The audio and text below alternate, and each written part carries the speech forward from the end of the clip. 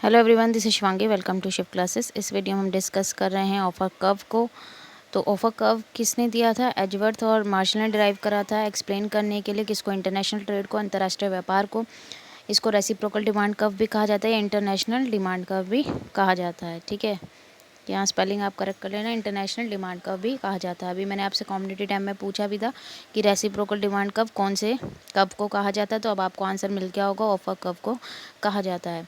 तो ये क्या शो करता है कि जो एक कंट्री है या एजेंट है वो एक टाइप के प्रोडक्ट को एक्सपोर्ट करेगा कितनी क्वांटिटी पे, ठीक है, for each quantity of another type of product that it import. ठीक है, कि वो कितना जो इंपोर्ट कर रहा है उसके बदले में वो कितना एक्सपोर्ट करेगा। तो यहाँ ये डिराइव होता है कंट्री के पीपीएफ से, प्रोडक्शन पॉसिबिलिटी फ्रंटियर। अब हम डेरिवेशन देख लेते हैं ऑफर कर्व कैसा होता है दिखने में और किस तरीके से बनता है। तो हम दो कंट्री लेते हैं, ए और बी। ए का जो एक्सपोर्ट कर रहा है वो क्लोथ, ठीक है, तो जो ए का एक्सपोर्ट है वो बी का इंपोर्ट बन जाएगा, और बी एक्सपोर्ट कर रहा है स्टील, तो वो ए का इंपोर्ट बन जाएगा। तो हम ये देख के चल रहे हैं, मान के चल रहे हैं कि जो प्राइस है क्लोथ का वो कंटिन्यू इंक्रीज़ हो रहा है as compare to price of steel. तो जो ऑफर कर्व है ए का वो किस तरीके से होगा? इस तरीके से होगा। ठीक है, जो ऑफर कर्व है ए का वो इस तरीके से होगा। ये आप देख सकते हैं, ये जो है ये किसका ऑफर कर्व है? कंट्री ए का। अभी हम डायग्राम की एक्सप्लेनेशन देख लेते हैं तो आपको समझ में आ जाएगा। एक्स एक्सिस पे क्लोथ है जो ए का एक्सपोर्ट है, और वाई एक्सिस पे स्टील है जो ए का इंपोर्ट है। ठीक है, अभी ए के बारे में बात हो रही है तो ए के ही इम्पोर्ट और एक्सपोर्ट के बारे में हम बात करेंगे, उसी से उसका ऑफर कर्व ड्राइव होगा। तो जो प्राइस रेशियो है, ठीक है, प्राइस रेशियो वो इंडिकेट हो रहा है स्लोप ऑफ लाइन ओपी से। ठीक है, जो ओपी लाइन है इससे। If the price ratio line या international exchange ratio line become more steeper, तो अगर क्या हो रहा है कि जो प्राइस रेशियो लाइन है, इंटरनेशनल एक्सचेंज रेशियो लाइन है, वो स्टीप हो जाएगी। कब होगी? जब क्लोथ का प्राइस है, ठीक है, वो राइज हो रहा है as compare to relative price of steel. ठीक है, अगर क्लोथ का जो प्राइस है वो एज़ कम्पेयर टू स्टील के प्राइस से क्या होता जा रहा है? इंक्रीज़ होता जा रहा है। तो जो लाइन है, प्राइस रेशियो लाइन है, वो स्टीप हो जाएगी, जो हम देख सकते हैं OP1, OP2, OP3। ठीक है, तो ये स्टीप हो गया है। क्यों? क्योंकि क्लोथ का प्राइस जो है वो इंक्रीज़ हो रहा है। तो जैसे ही क्लोथ का प्राइस इंक्रीज़ होगा एज़ कम्पेयर टू स्टील, तो डिमांड है जो क्लोथ की कंट्री बी में वो इंक्रीज़ तो होगी, लेकिन डिक्रीजिंग रेट से, क्योंकि अब प्राइस क्या हो गया? इंक्रीज़। तो इंक्रीज़ तो हो रही है क्लोथ की डिमांड, क्लोथ तो होना चाहिए, लेकिन डिक्रीजिंग रेट से। On the other hand country A can absorb more quantity of steel at a increasing rate, और उसी जगह कंट्री ए जो होगी भाई उसके लिए स्टील का प्राइस नहीं बढ़ा है, तो वो कंट्री ए का उसके कंपेयर में ज़्यादा से ज़्यादा एब्जॉर्ब करना चाहिए क्वांटिटी किसकी? स्टील की। और R1 R2 R3 क्या है? पॉइंट ऑफ एक्सचेंज है। तो R1 R2 R3 को अगर हम ज्वाइन कर देंगे तो हमें ऑफर कर्व मिल जाएगा किसका? कंट्री ए का। ठीक है, it's slope positively at increasing rate, और ये कैसा स्लोप है? पॉजिटिवली स्लोप है और एट इंक्रीजिंग रेट पे। अब आते हैं offer curve of country B. Country B का ऑफर कर्व ये रहा। ठीक है, इसका एक्सपोर्ट है वाई एक्सिस पे और जो इंपोर्ट है वो है एक्स एक्सिस पे। ठीक है, ए का यहाँ एक्सपोर्ट था और यहाँ इंपोर्ट था। बी का एक्सपोर्ट होगा क्योंकि स्टील है बी का एक्सपोर्ट, ठीक है, और क्लोथ है उसका इंपोर्ट। तो यहाँ पे अब हम देख रहे हैं कि स्टील के प्राइस राइज हो रहे हैं relative to price of cloth.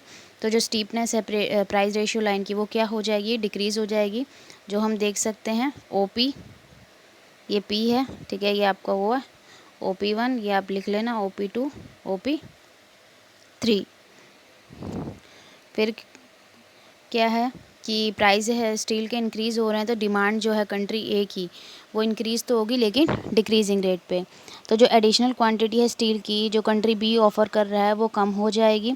ठीक है, वो कुछ ही क्वांटिटी जो है क्लोथ की ऑफर्ड करेगा, quantity of cloth offered by a, कि भाई जो उसके बदले में, किसके? क्लोथ के बदले में वो कुछ ही क्वांटिटी ऑफ़र करेगा। अब जो OQ1, OQ2, OQ3 है क्वांटिटी ऑफ स्टील, तो इस पॉइंट पे ये क्वांटिटी है स्टील की OQ1, OQ2, OQ3।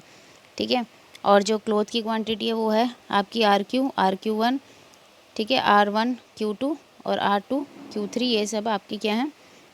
ठीक है, R3 Q3। तो ये जो क्वांटिटी हैं ये किसकी हैं? क्लोथ की हैं। तो इलास्टिसिटी क्या है यहाँ, अब हम ऑफर कर्व की इलास्टिसिटी देख लेते हैं। तो जो ये कंसेप्ट है ये किसने दिया था, H.G. जॉनसन ने दिया था। तो आपको ध्यान रखना है कि जो इलास्टिसिटी है ऑफर कर्व का वो किसने दिया था, H.G. जॉनसन ने। ये हमें क्या बताता है, proportionate change in import divided by proportionate change in export, कि इंपोर्ट में कितना चेंज हो रहा है, ठीक है, कि इंपोर्ट में और एक्सपोर्ट में कितना प्रोपोर्शनेट चेंज हो रहा है। ये इसका फॉर्मूला है आपका, ठीक है।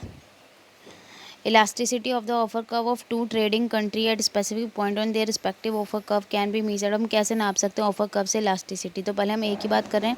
ये ए का ऑफर कर्व है और इसकी इलास्टिसिटी मेज़र होगी आर पॉइंट पे।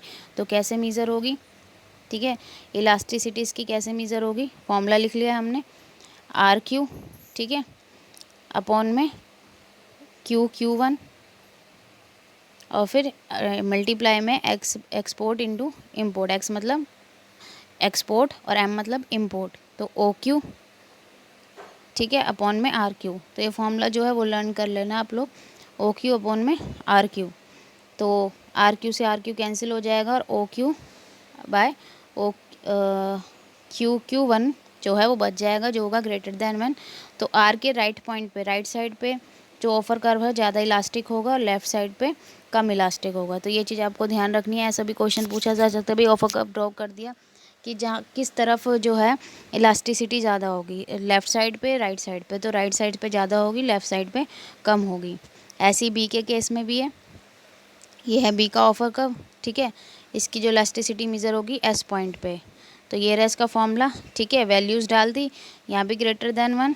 तो जैसे जैसे राइट की तरफ जाएंगे पॉइंट एस के तो इलास्टिसिटी इंक्रीज़ होती जाएगी और लेफ़्ट साइड आएंगे तो डिक्रीज़ होती जाएगी। तो जो मेन पॉइंट है वही हमने डिस्कस करें जो एग्ज़ाम में पूछे जा सकते हैं, ठीक है। फॉर्मूला, इनके शेप कैसी होती है, क्यों, किसने डिराइव किया, ठीक है, किसने डिराइव किया है, ये किस चीज़ से डिराइव होता है, कैसे होता है, तो ये चीज़ आपको इसमें ध्यान रखनी है। आई होप आपको क्लियर हो गया होगा। अगर वीडियो अच्छी लगी हो तो like it, share it and subscribe my channel. Thank you.